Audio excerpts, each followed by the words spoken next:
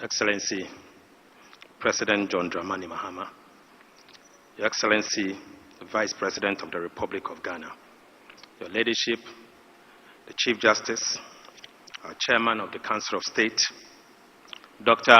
Ishmael Yamson, the Chairman of the Organizing Committee, other members of the Organizing Committee, members of the Diplomatic Committee, and our fellow countrymen and women, distinguished ladies and gentlemen. It gives me great pleasure to welcome you to this august gathering. Your presence here is a testament to your love for country and the resilience of our collective unity and purpose. This is an ample demonstration of our ability to put aside our differences when the national duty calls and binds us together in search for answers to the problems that confront us as a country. Today's gathering and the subsequent consensus that will be forged from these stimulating discussions will follow and will lend us the opportunity to be able to put together a policy that will guide all of us. This is a proof to the old saying that adwen onyinimpa kronitrim, to wit, knowledge does not reside in the head of one person. I wish to acknowledge the Chairman of the Organizing Committee, Elder Statesman Dr. Ishmael Yamson, and the distinguished members of the committee for working tirelessly to put together this important dialogue.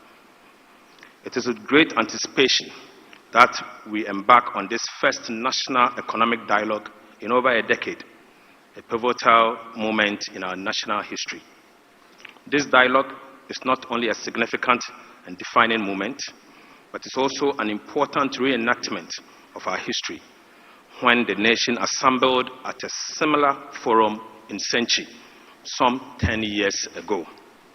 Today, we set out to attempt to resolve economic puzzle of much greater magnitude and scale than those that confronted us some 10 years ago. This dialogue is therefore an opportunity to reflect on our economic reality, address the pressing challenges, and chart a course towards a more prosperous future for our citizens.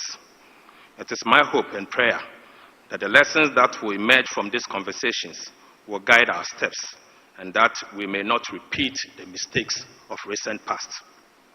The panel discussions, workshops, and breakout sessions have been carefully designed to confront the pressing economic challenges of our time. The resultant prescriptions and the critical policy initiatives will drive structural reforms and our transformation agenda to reset our economy and secure the prosperity of our citizens. Mr. Chairman, as we embark on this development of our medium-term plans, commencing with the forthcoming budget on March 11th, the insight, expertise, and experiences that will be garnered from these deliberations will prove very invaluable assets that will shape our collective path for our future. In this time of crisis, it is very imperative that we acknowledge the significant toll that has been borne by every Ghanaian, particularly the poor, from severe currency depreciation to hyperinflation, from haircuts to steep tax increases, from rising inflation, from rising fuel costs to rising electricity prices, and very increasing interest rates. Fellow countrymen and women, the economic crisis isn't over. Indeed, the full length of our current crisis is still unraveling by the day. The situation requires significant sacrifice from all of us to stem the bleeding and place our economy back on the right trajectory. I'm pleased to note that His Excellency the President has taken the lead and has given the strongest signal to our commitment to sacrifice. In furtherance to his commitment, we have streamlined and realigned the size of government, evidenced by the reduction of ministers of state to 60 from the initial 123 and later to 88 ministers. We have followed. We have also followed with significant budget cuts that will be announced soon for the office of the President and further prohibition of the first-class travels by all government officials. These actions represent merely the initial steps in our ongoing journey towards fiscal discipline and good governance. Mr. Chairman, let me seize this opportunity to express my heartfelt gratitude to the organized labor and the Ghana Employers Association for their understanding and collaboration in search of an agreement concerning the minimum wage and base pay. I wish at this point to reaffirm to labor that the NDC government, headed by His Excellency President Mahama, will commit to transparency, accountability, and good governance. Mr. Chairman, distinguished ladies and gentlemen, I would now crave your indulgence to take you to a presentation on the state of the Ghanaian economy. Ladies and gentlemen, I will be taking you to only 4 chapters: the growth trajectory, the long-term trends, and the urgent need for us to reset, the fiscal challenges we face, and opportunities to reset, and I will make some proposal for the way forward. Your Excellency, truth be told, the causes of the 2022 macroeconomic crisis can be traced well before COVID-19 and the deterioration of global economic conditions. In fact, when these shocks struck, the Ghanaian economy was already in a very precarious state. Ghana has experienced a strong growth since 2000s, beginning 2000. Strong economic growth over the past decades placed Ghana in the top 10 fastest growing countries in the sub-Saharan Africa, reaching middle income status in the year 2011. Between the year 2008 to 2019, Ghana's economy expanded by about 6.8% per year, above regional and global averages of 4.4% and 2.7% respectively. GDP per capita doubled, averaging 3% growth per year. However, the growth was driven by oil and mining, accompanied by huge debt accumulation. Oil production began in the year 2011 and contributed steadily to economic growth, representing 5% of GDP on average. Moreover, between the year 2013 and 2019, nearly 20% of GDP growth was directly attributed to mining, in fact, gold mining. Simultaneously, the growth acceleration was sustained by increased fiscal imbalances, which fueled debt accumulation. The fiscal deficit averaged about 4% of GDP between the year 2008 and 2019, more than twice as much as in the year 2000, between 2000 and 2007.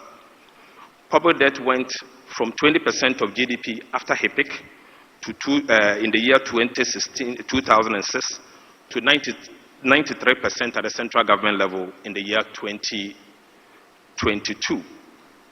Although these factors led to increased vulnerabilities to the commodity prices and shocks, Ghana failed to take action.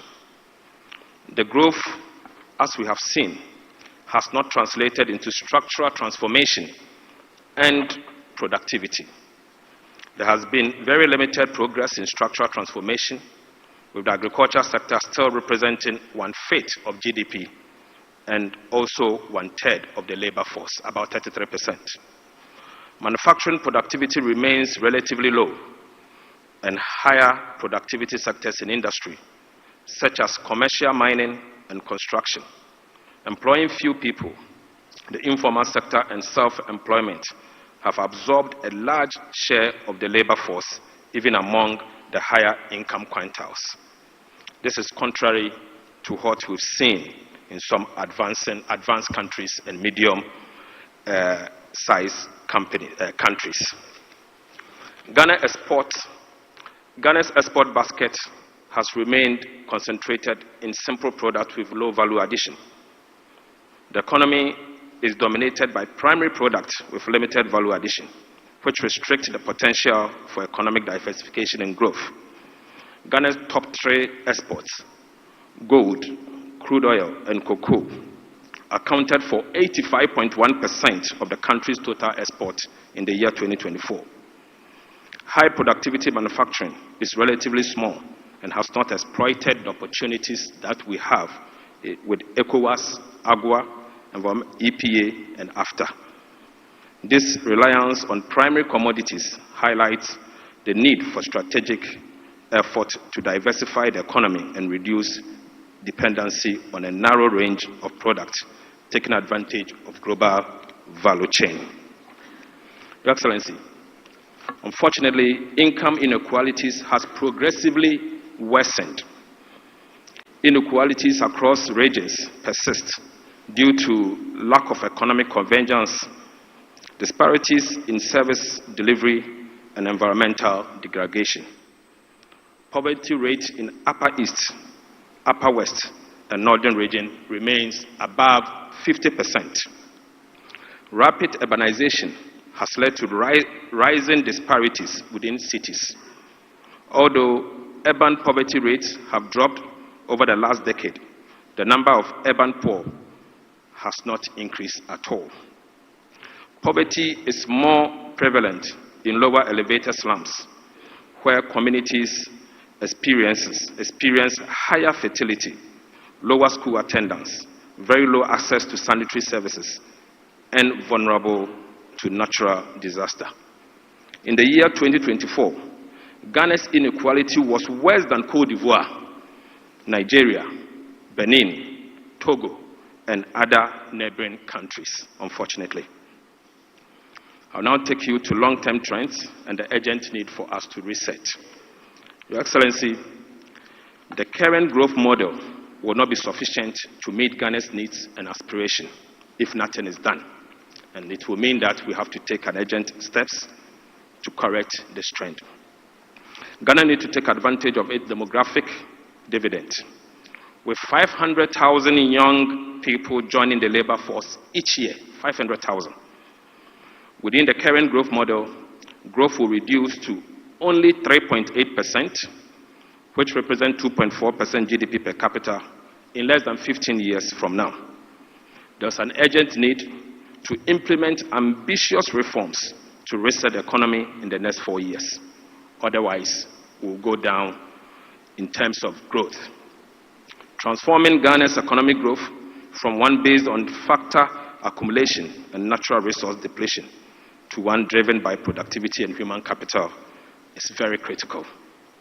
Economic growth can be sustained over 6.5% of GDP, fully offsetting headwinds from demographic trends and the decline in natural resource depletion if we are to adjust from the current baseline situation.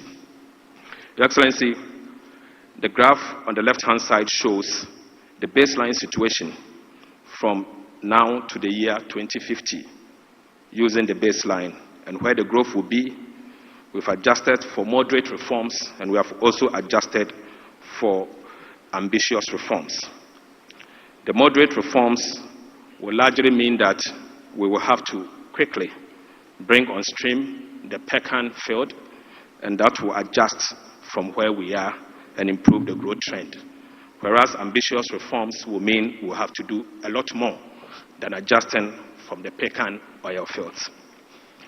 Without comprehensive reforms, unfortunately, Ghana will only achieve upper middle income status after the year 2050. And we cannot wait till the year 2050 before we become an upper middle income country.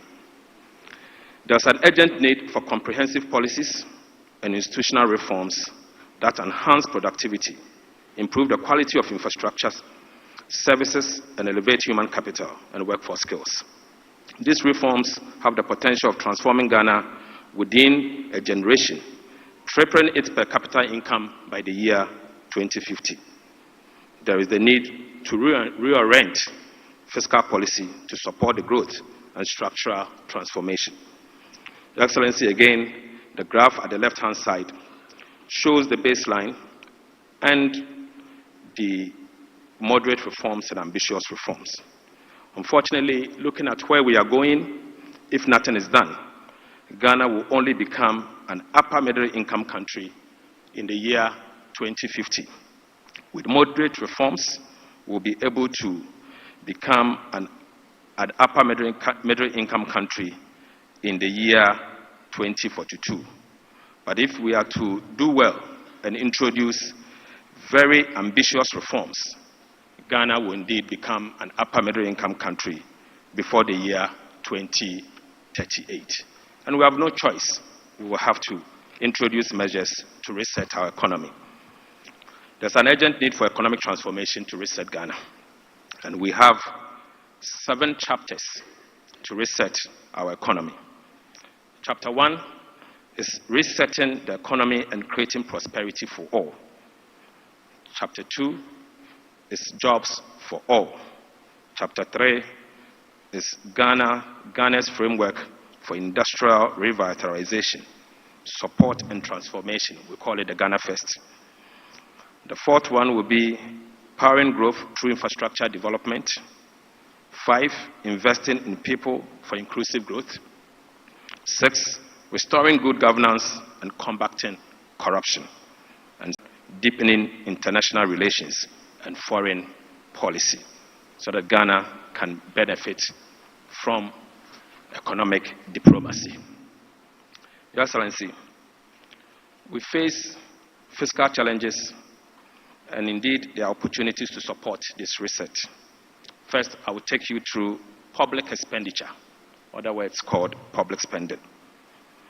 The fiscal space, as we speak, is constrained by high interest rates, high energy subsidies, and mounting rigidities.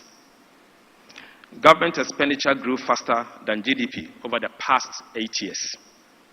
Non-discretionary spending severely limited the fiscal space due to high wage bill, high energy subsidy, ballooning interest payment, spending indiscipline, and weak expenditure controls, including commitment. These categories of non-discretionary expenditures, namely public sector wages, interest payment, earmark funds, account for about 70% of Ghana's total expenditure. All these expenses crowd out expenditure for capital purposes, capital expenditure. Social spending has been very low and is often misused. The National Health Insurance Scheme faces financing shortfalls and also misuse of resources. So the problem with National Health Insurance is not only with the financing shortfalls, but also with misuse of resources. Financing shortfalls for National Health Insurance. The National Health Insurance no longer receives its full National Health Insurance levy as approved by law due to the Capping Act. Additionally, resources increasingly diverted towards non-core activities, and this hinders efficiency. Today, less than 60% of the National Health Insurance budget goes to non-claim payment. And you could see that in the year 2008, from the graph, we used to use 86% of the National Health Insurance budget for the purposes of claim payment. This has reduced to about 58%. In fact, in the year 2022, it went down to about 50%. Public spending also on education is inefficient and skewed towards secondary and tertiary levels. Only about 1/4 of government education spending goes to pre-primary and primary levels. Most funds go to staff compensation, leaving little for classroom materials and infrastructure improvement. And you could see how our education budget is skewed, also from the graph from the right-hand side. Excellency, infrastructure spending, again, is highly inefficient and mostly uncompleted. Even a small improvement in spending efficiency could lead to significant progress in infrastructure quality. For example, an increase in efficiency to match best performing emerging markets would deliver about 20% improvement in the quality of Ghana's road. Spreading resources on too many projects without completion has become the problem of Ghana. For example, Agenda 111, where $400 million have been spent in the last 4 years without a single hospital in operation, with about $1.5 billion needed for completion. The amount spent of $400 million could have completed a minimum of 22 district hospitals instead of spreading yourself too thin. Maintenance is indeed cheaper than new infrastructure, but funds to road maintenance is also inadequate and often misused. Another example is only 41% of our primary roads were in good shape in the year 2021. Funds for road maintenance cover only 45% of maintenance needs. And this 45% of funds that has been allocated for road maintenance are often used for development instead of maintenance. And so you could see that most of our roads are deteriorating. Your Excellency, the energy sector in Ghana has become a ticking time bomb, costing about 2% of GDP every year. Every year. The objectives of the energy sector recovery program are completely off track. Fixing the sectors require radical measures. High generational costs due to lack of competition and limited renewable capacity in the energy mix is a problem. High distribution and collection losses at ECG. High distribution and collection losses at ECG is also a problem. Currently, only 62% of total energy purchased by ECG is collected. And even out of this 62%, 65% of that amount is used to pay for supplies through the cash water fall mechanism. Unfortunately, 35% of the ECG's revenue is used to take care of ECG themselves over things that they don't actually require. Non-cost reflective tariffs. About 50% of cost of service provision is a matter for us to discuss. However, I still maintain that tariffs should not be used to reward ECG's inefficiencies and other inefficiencies in the system.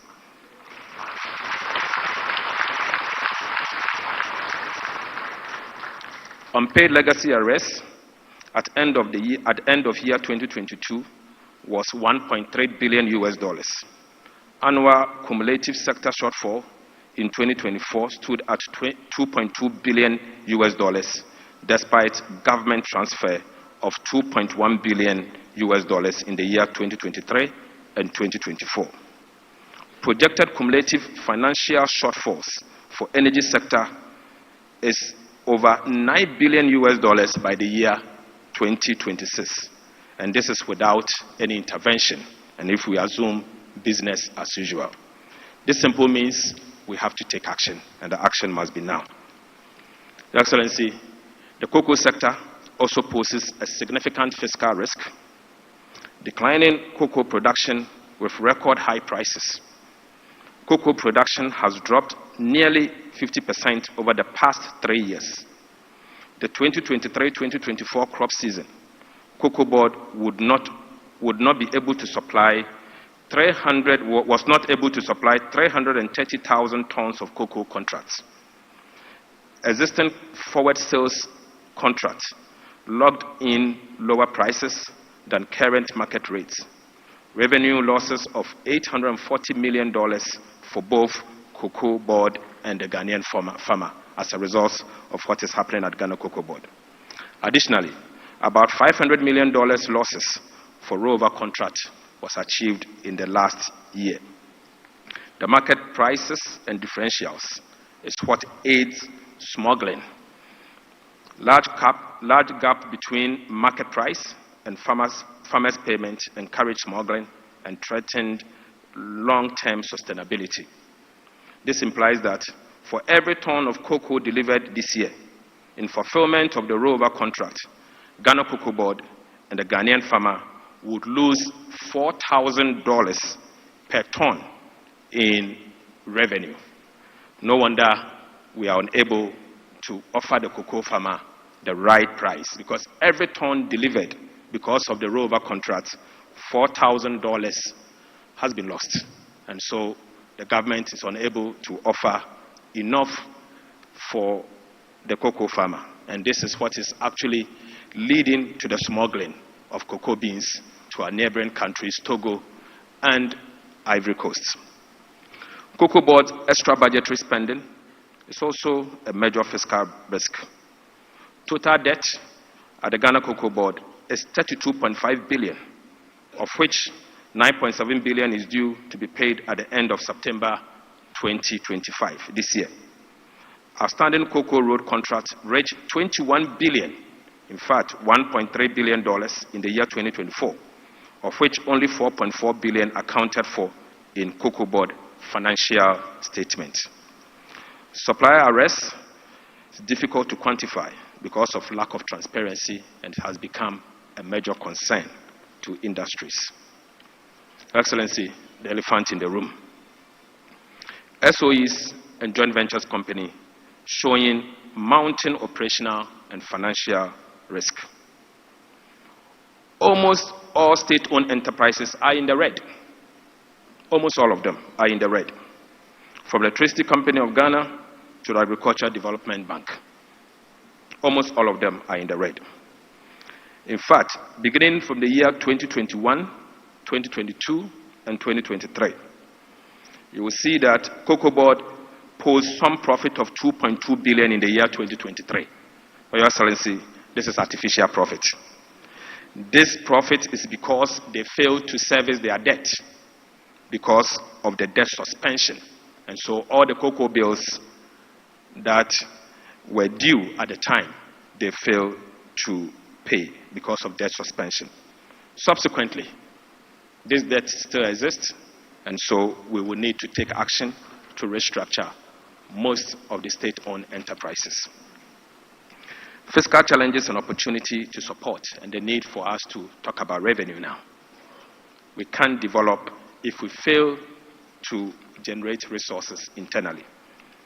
Your Excellency, Ghana has not performed well in revenue mobilization compared to its peers. Ghana's domestic revenue mobilization has stagnated in the last decade and remained below our peers. Ghana collected 13.5% of GDP in revenue, tax revenue. Collection from other major taxes remain low, especially value-added tax, as compared to our peers. Numerous exemptions and complexity of tax system have a detrimental impact on revenue. Tax administration challenges also contribute to compliance gap. And I have two different graphs, the one on total tax revenue and the one we need to take action, the value-added tax. You could see the long line, the yellow line, dotted line, and the dotted red, representing where Ghana is and where our peers are. When you look at the other one, the value-added tax, where Ghana is, it shows that Ghana is lagging behind in the collection of tax revenue and significantly value-added tax. This means we need urgent reforms to rationalize our value-added tax regime. Currently, it has been distorted, and as a result, there is very little compliance. The value gap is huge. Last year, GRA programmed to increase the VAT effort by 32%. For rationalization, whilst mitigating the impact on the poor. The Tax Exemption Act in the year 2022 set out clear criteria and guidance, but other legislations introduced further tax incentives that deviate from the national tax benchmark. Tax exemptions from VAT, PIT, and import duties are estimated to generate a loss of about 3.9% of GDP. This amount does not include corporate income tax exemptions. While these exemptions often offer some relief, they are costly, in fact, very costly, and they create leakages, complexity, and distortions in the tax system. The largest source in VAT foregone revenue is the VAT exemption on supply of dwellings and land, representing 33% of our overall cost.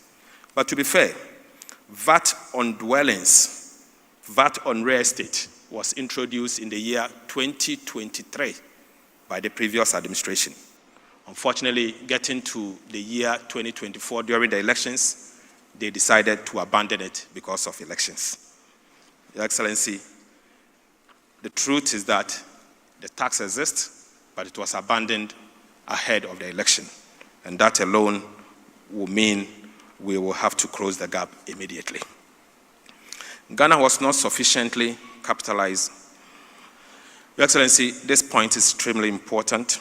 Ghana has not sufficiently capitalized on its extractive sector to generate revenue to support development and diversification. We struggle to leverage on our natural wealth, capturing its rent and channeling it towards productivity, infrastructure, and human capital. Natural resource rent simply means the difference between revenue of a commodity and the cost of producing that very commodity. Currently, the rent is 14% of Ghana's GDP.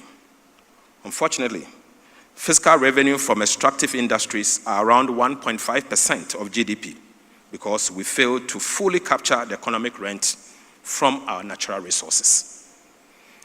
Simply put, whilst extractive industry is enjoying a rent of 14%, Ghana has not been able to take advantage of the rent. All what I want to say is that, can we take advantage and take 1% of the 14% rent as a country to support our development in infrastructure and also human capital? Fiscal challenges and opportunities, Your Excellency, with their other considerations outside taxes, expenditures, and financing. And the other considerations are institutional reforms and corresponding policy directions that we will need to guide us. The fiscal rule. The Fiscal Responsibility Act 2018 failed to contain debt accumulation, the very reason why we set up the Fiscal Responsibility Act.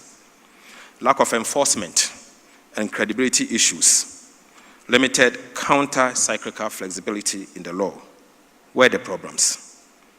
SOE reforms are urgently required. Poorly performed SOEs in energy and agriculture sectors burden public finances. Growing fiscal risk from contingent liability and quasi-fiscal operations that we need to address.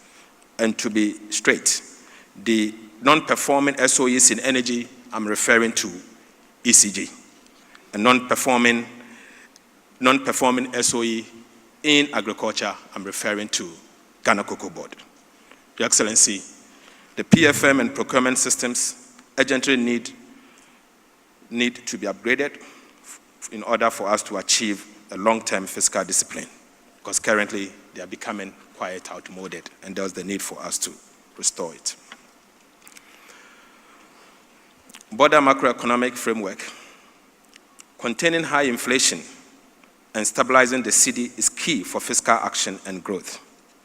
Inflation remains stubborn, around 23% since May 2024.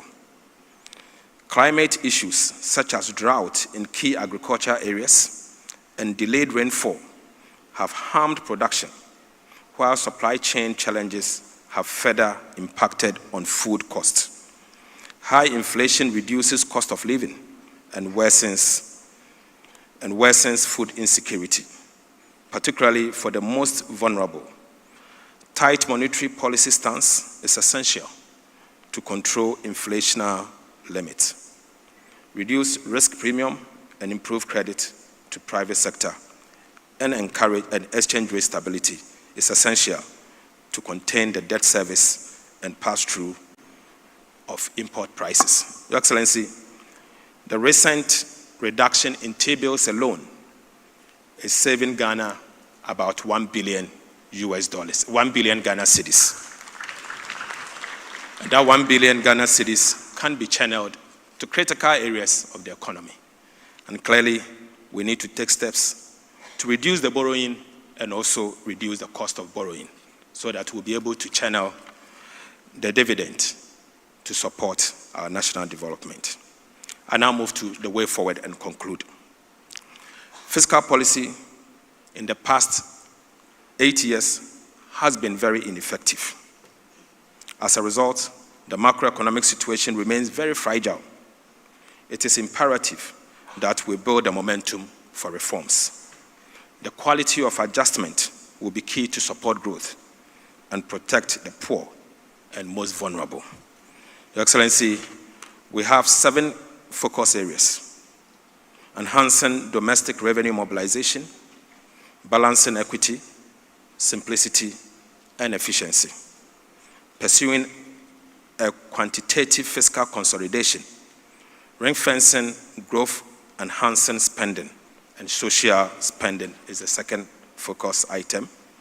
The third is ensuring compliance with public financial management and public procurement laws, implementing robust commitment control to maximize value for money and ensure fiscal discipline. The fourth is to enhance the efficiency of public spending in social programs and public infrastructure. The fifth is phasing out costly, regressive, and ineffective subsidies in the energy sector, whilst increasing targeted social programs. The sixth is reforming state-owned enterprises that create contingent liability and quasi-fiscal spending. Example is Ghana Cocoa Board and the almighty Electricity Company of Ghana. Your Excellency, strengthening Ghana's fiscal framework by redesigning the fiscal rule, strengthening automatic stabilizers, while containing budget rigidities and revenue earmarking is the seventh one. And to conclude, Mr. President, fellow citizens, we can reset our economy. We can do this.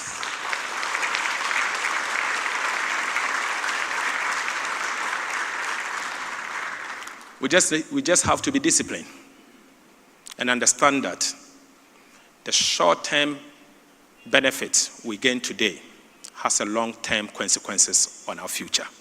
Let's do this for Mother Ghana. Thank you, Excellency.